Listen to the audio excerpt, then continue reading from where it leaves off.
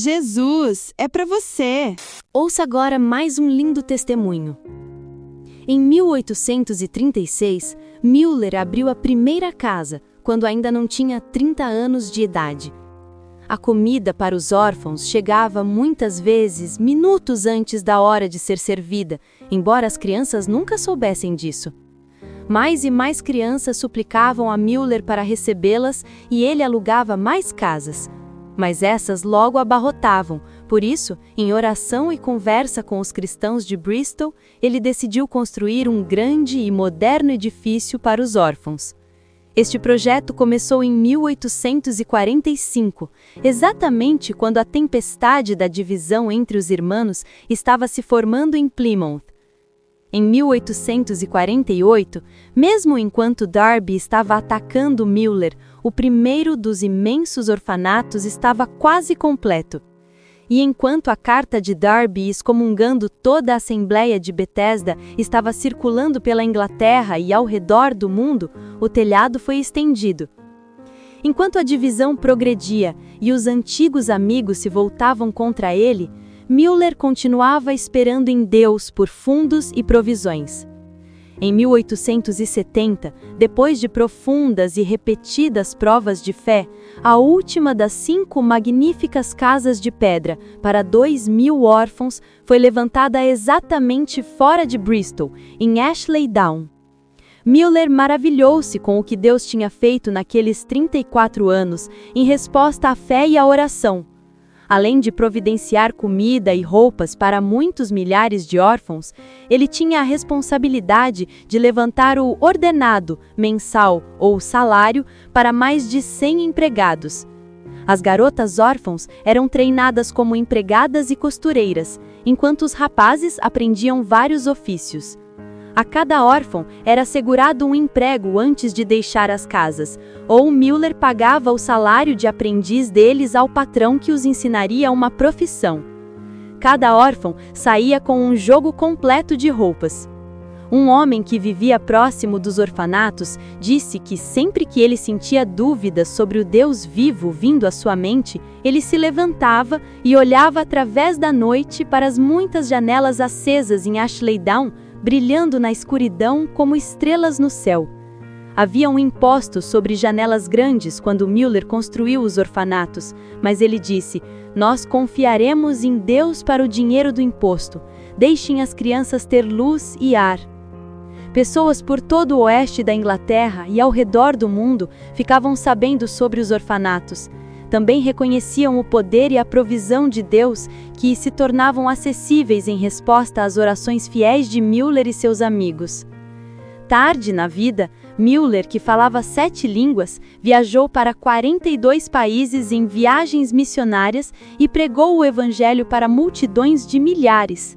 Seu alvo nessas viagens era, de acordo com o propósito de A. N. Groves e dos Irmãos do Início, quebrar as barreiras denominacionais e promover o amor fraternal entre os verdadeiros cristãos. Em 3 ocasiões visitou os Estados Unidos e Canadá, pregando centenas de vezes, e em quase todas, pessoas vieram a Cristo. Em 1848, mesmo enquanto Darby estava atacando Müller, o primeiro dos imensos orfanatos estava quase completo. E enquanto a carta de Darby excomungando toda a Assembleia de Bethesda estava circulando pela Inglaterra e ao redor do mundo, o telhado foi estendido.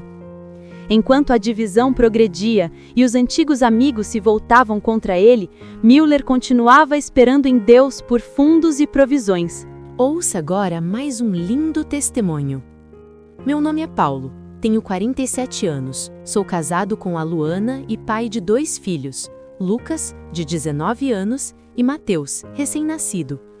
Sou o filho caçula de 8 filhos, de uma família católica que sempre me direcionou para os caminhos da igreja. Com 10 anos de idade, comecei a me destacar jogando futebol e participando de vários campeonatos em São Caetano do Sul, que me levaram a fazer testes em clubes maiores. Consegui passar no Palmeiras, e ali comecei a acreditar que realizaria meu sonho de ser jogador de futebol profissional. Porém, com 14 anos, passei em um vestibular para o Senai de uma empresa multinacional. Minha família, tendo a certeza de que era o melhor para mim, e acredito também que tenha sido mesmo, fez com que eu entrasse nessa empresa para ingressar com meus estudos profissionalizantes. Assim, meu sonho de ser jogador de futebol profissional se acabava. Presa fácil.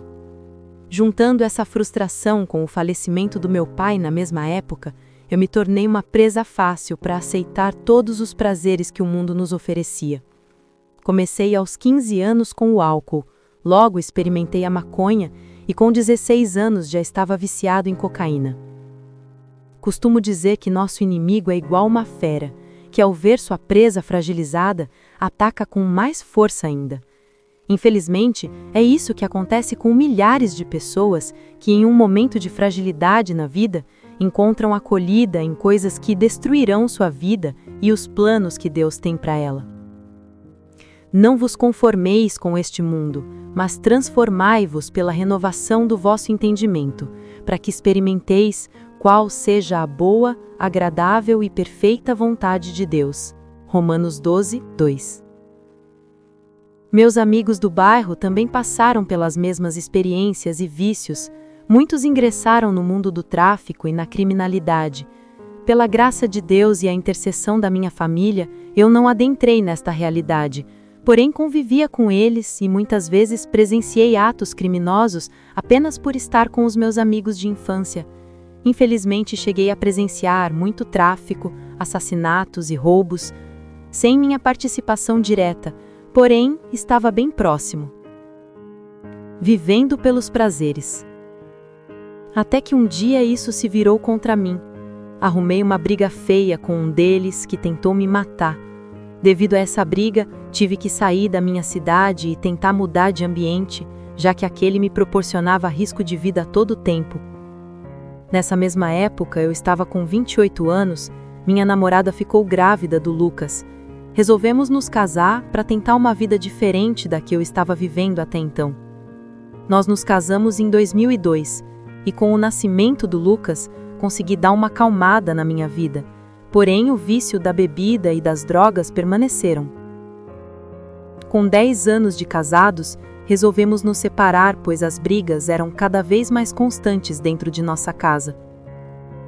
Estava prestes a entrar na pior fase da minha vida. Com 38 anos, por já ser pai e um adulto cheio de experiências, achava que conseguiria viver sozinho e controlar todos os meus vícios. Pura ilusão que o inimigo colocou na minha cabeça, que conseguiria viver só com os prazeres que a vida proporciona, como bebidas, sexo, drogas, etc.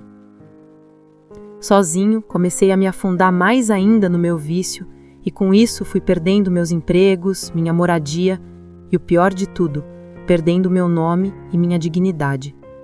Tive que voltar para a casa da minha mãe, onde passava dias trancado no quarto e só saía quando tinha dinheiro para as drogas.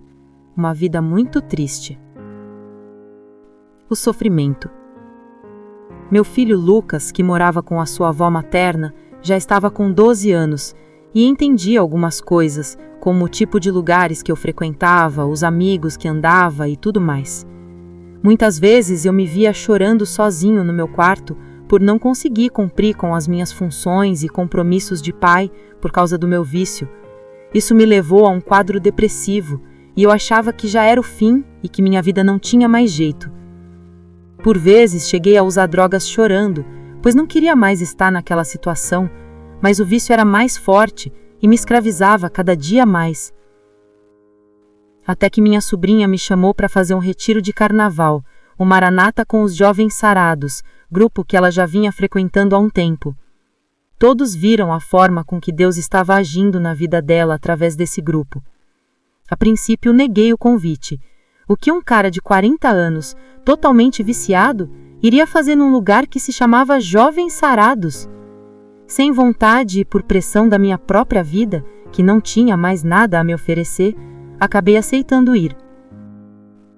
Um novo tempo, uma nova história. Tive meu encontro com Deus nesse retiro, onde Ele me ofereceu um caminho novo a ser seguido, a reconstrução de uma história que só seria possível através da graça dele. Seria muito difícil para mim, porque eu não acreditava, achava que não daria mais tempo de recuperar nada, pois já estava com 40 anos de vida e 25 de drogadição. Mas me disseram, e repito para você, para Deus nada é impossível. Tudo que o mundo lhe tirou, Ele lhe dará em dobro. Isso foi no Carnaval de 2016. Saí daquele retiro com a meta de viver um dia de cada vez, sempre debaixo da sua graça e na obediência às coisas da igreja e da missão Jovens Sarados.